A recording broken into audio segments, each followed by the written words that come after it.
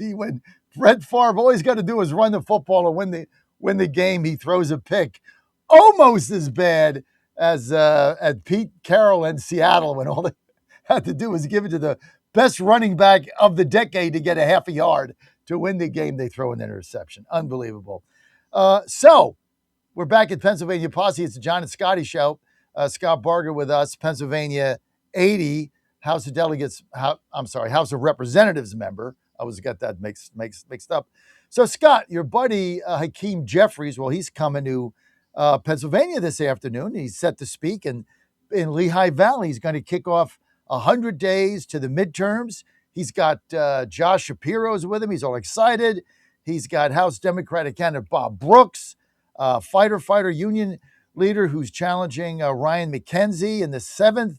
He said that MAGA Republicans can find money for Donald Trump's reckless war of choice in Iran, but he can't find money for gas and other things that family needs. And he's for free health care and free child care and free food and free grocery stores and free, and whatever else he's babbling about. But he's coming to the Keystone States there. Scotty, your buddy, what do you think? Well, I think obviously the Dems have a push. It's 100 days out to the midterms. They're expecting, I think, hoping for a blue wave that I've been saying for months I don't think is going to come. It doesn't mean that Republicans can sit on our laurels and do no work. We have to do the work. But I think that ultimately there's no substance to the Democrat message. This we hate Trump, anything but Trump kind of approach to politicking, I think ultimately falls short. Pennsylvanians who already think that way are already voting that way, so you're not convincing anybody. What you have to do is present them with a plan of, okay, this is what we're going to do that's different. And I don't think that Josh Shapiro is showing that. I think he is a consummate liar who will just say whatever it takes to win a room. I don't think that they have the record to point to that they're going amazingly here in the Commonwealth. I don't think that they have real world solutions for the affordability crisis. I think that Governor Shapiro was on the wrong side of the data center issue. Remember, it was a year ago, last June, that he was running around the state giving himself a victory parade for bringing in all this data center development. And then the winds in the Commonwealth change direction and people are very against these things. And he's having a hard time putting that toothpaste back in the tube.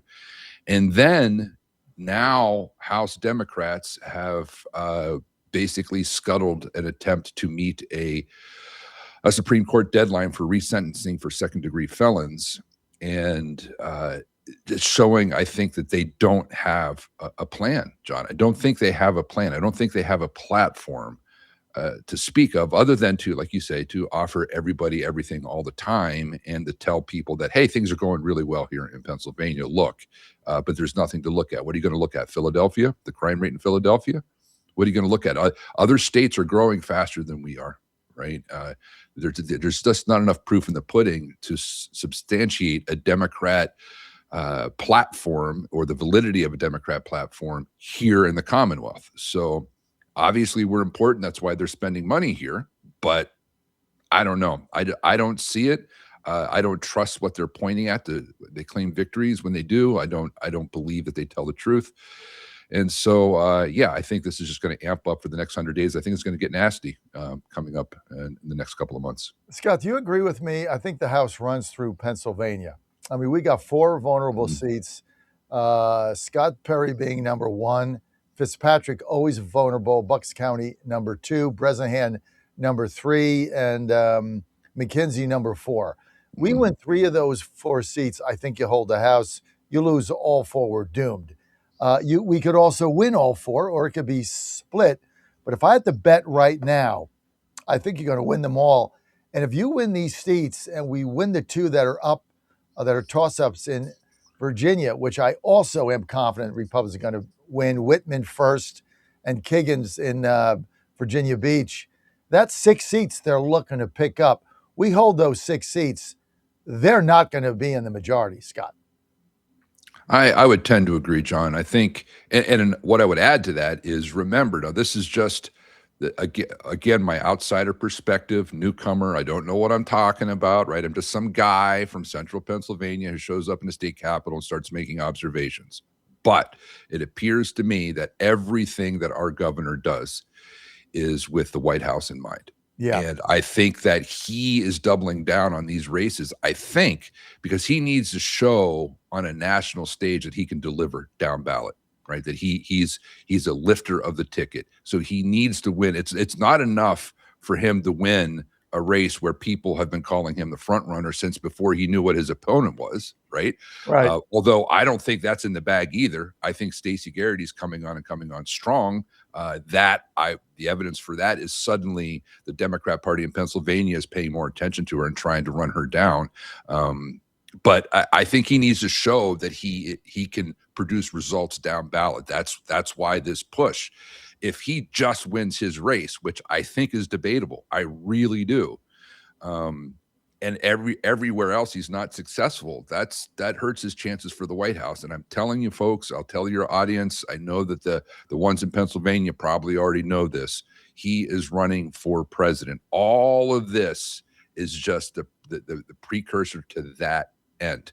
So that's the way I interpret this behavior. I think he needs to show that he can bolster the ticket, and that's what they're trying to do. Scott Barger with us, House of Representatives, a freshman. So we love to get his perspective. District 80, Pennsylvania, Republican. Let's get to, he makes up the entire Pennsylvania posse today. Let's get to the phone lines. We got line 2 is Murray in Latrobe, Pennsylvania. Murray, go ahead. You're live. Hi, good morning, guys. I read an article in the newspaper many years, 5-6 years ago, that under the Pennsylvania Constitution, the state cannot borrow money, but agencies can. And that is why they have strapped the Pennsylvania Turnpike Commission with massive amounts of debt, and that is why they raised the fee on the turnpike to these crazy amounts of money and scheduled every year as far out in the future as we can see. Is there any truth to that? I believe it was an AP article, or someone's that concerned about it. I'm sure they can find it on a computer. And can anybody do anything about this and stop this crazy governor? That I'm not sure. I've heard this, but I would have to double check, because one of the first bits of homework I was given is to read the Pennsylvania State Constitution, which isn't an easy read, right? You read it and you try to remember and understand all of it. I'd have to double check that part, but I've heard this as well. I do know, and this I don't need to check on, that we play financial shell games all the time in the state legislature. Remember, we're running about $4 or $5 billion in the red every year. And what I mean is we're spending $4 or $5 billion more than our revenue every year. Okay, we call that a structural deficit. And the way they've been paying for it is by going to unused funds that they find everywhere. It's kind of like going through your couch cushions, right? Looking for spare change. That's what we've been doing since Shapiro's been governor, trying to close that gap. And we're running out of options. This year, the option they chose is we're just not going to pay all of our bills this year. We're just going to pay a penalty and pay all the bills next fiscal year. There's only so many of those tactics that we can do, because I do know that by law, by Constitution, we have to have a balanced budget. But the way that they balance the budget is basically, so far, has been spending money that they find laying around, delaying payment of their obligations, and sometimes even exaggerating on how much the revenue is. And remember, the budgets, they operate like the budget's a suggestion, John. We gave the Speaker of the House $1 million extra to run her office retroactively from last year. She just went over her budget. Yeah, they're suggestions, right? So it's not like we're fiscally responsible body of legislators at all. So would it surprise me to learn that to get around a technicality that they're having agencies borrow money and go into debt? No, that wouldn't surprise me at all, because that sounds like exactly what we would do to balance a budget, because the last thing that we're willing to do, apparently, is cut spending. How do you overrun your speaker's office by $1 million? Is that like staff and stuff? It's got to be. It's got to be. I mean, how do you do that? It's Like 10,000, I get it. Like $1 million? Listen, I'm running under $100,000 a month. I'm running under budget in my office by about 40%, you know, and to the point that the gals back home are saying, you know, maybe we should get the new photocopier. I'm like, nah, this one will work for another year. Just give it a kick, it'll be fine. And yet our speaker can just spend money, and it just, I think there's a different view of it, you know, John, that there's a small town pragmatic view of money that I think a lot of Pennsylvanians have, which is, hey, don't be a dummy. Don't spend more money than what you make. That's just the way everyone has to live, right? We all have to live that way. And yet there's another political view is like, well, it doesn't really matter. It's not, you know, we can spend, the money's always been there before. You know, for example, we fought hard in the House of Representatives to communicate to the people and to our colleagues in the legislature not to touch the rainy day fund, right? We have, how much is it? 6 or 7 billion set aside of taxpayer dollars, not our money. It's not our money. It's the people's money set aside to help them in case of an emergency, right? You know, emergencies happen. And because it happens. And so we didn't, the plan was to burn through that this last budget cycle by about 60%, and which would have us with no emergency fund in 2 years. And we thought that was an absolute deal breaker. And so 43 of us, I think 43, 44 signed a letter saying we would not support any budget that used the rainy day fund for anything other than an emergency or to give the money back to the people.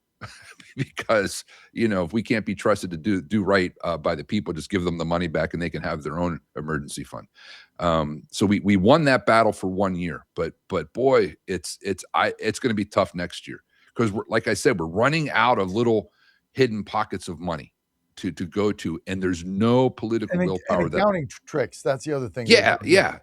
Shell games. You know, hey, it's like the National Democratic Party. There was a story out yesterday that they're just moving money around, and they basically called all their vendors and said, "Don't send us, not don't pay it. We're not going to pay it.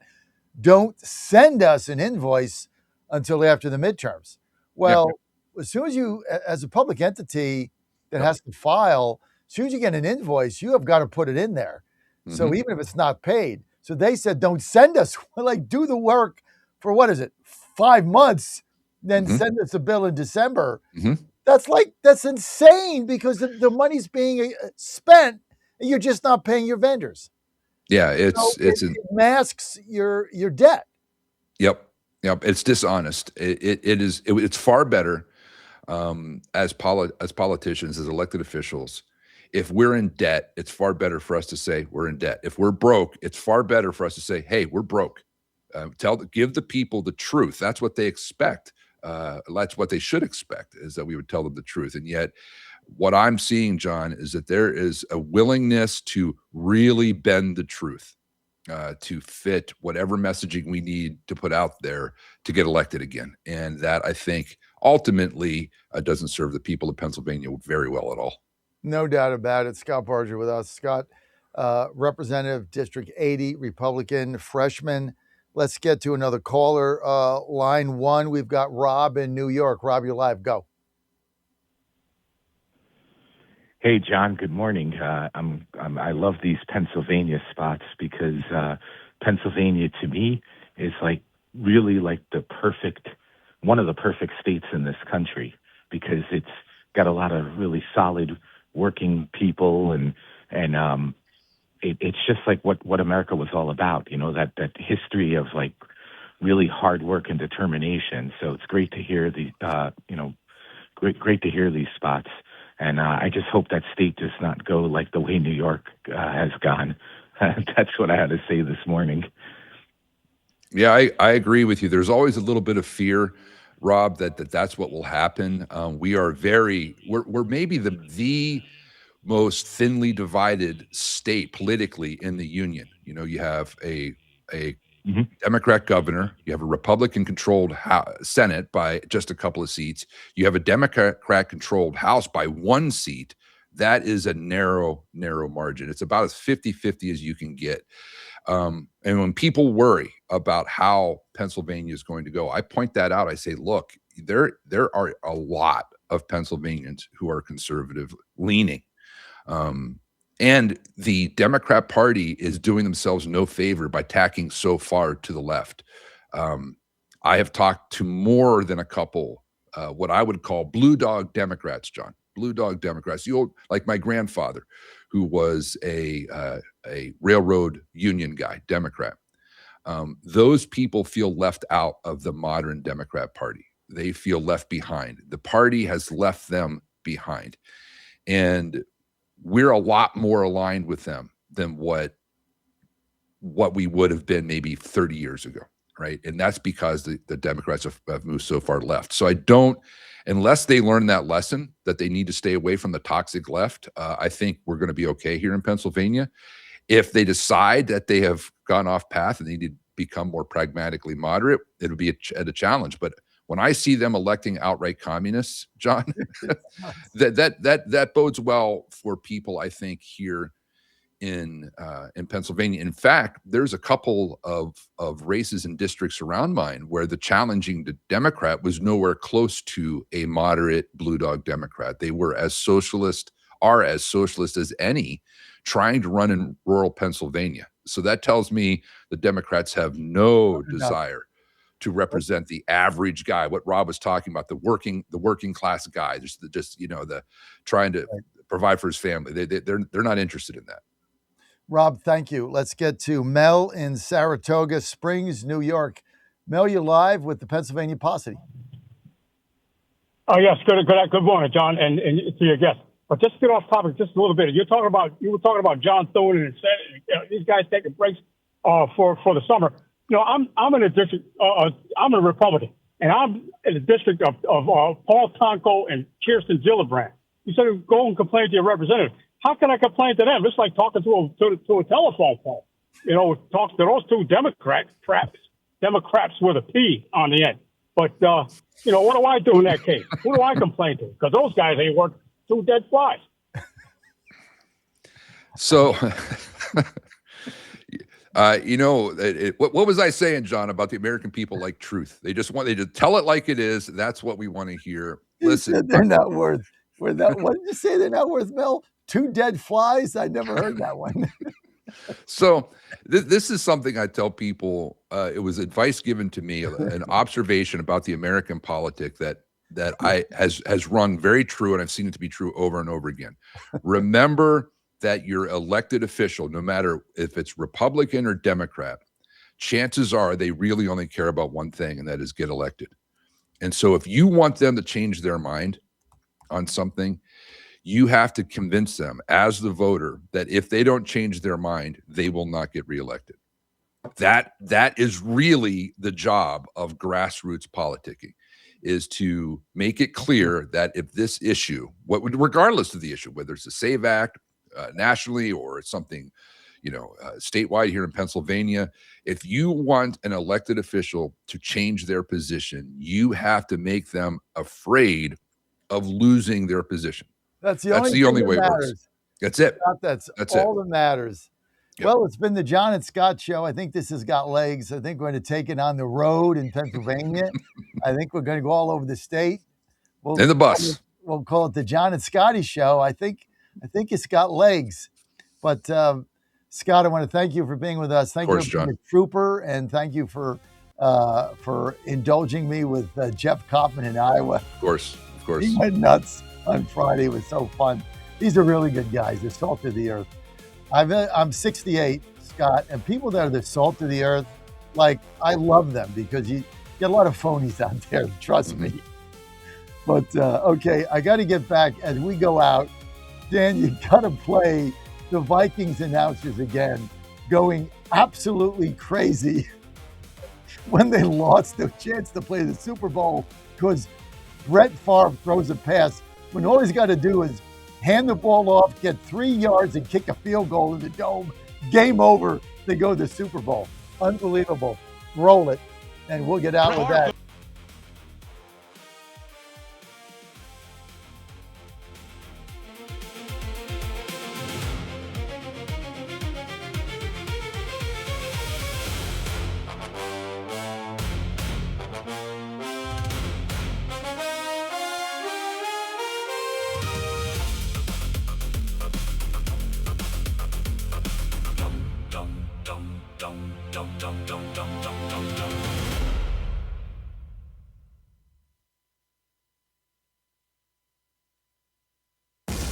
This is WJFN Goochland, Bonaire, Chester, and WJFB Portsmouth, part of the John Fredericks Media Network.